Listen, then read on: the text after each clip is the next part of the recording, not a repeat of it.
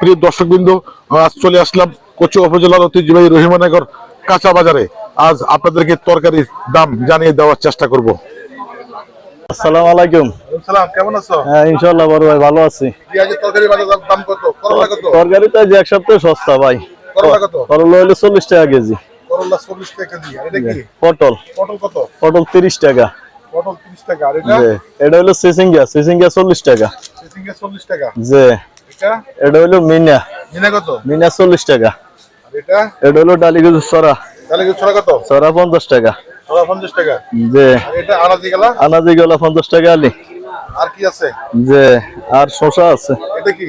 এটা হলো বটবটি। বটবটি কত? বটবটি 60 টাকা। শসা কত? শসা 60 টাকা। আরে আর কি আর কি? আখরি 50 টাকা।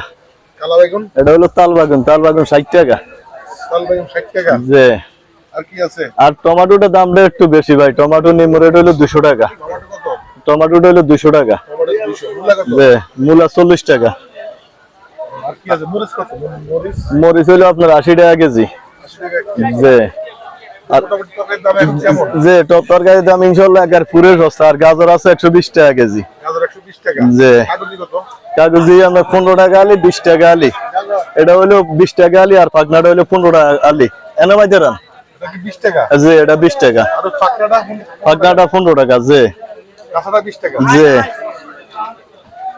ইনশাআল্লাহ মোটামুটি তরকারির দাম একদম নিউট্রাল সস্তা।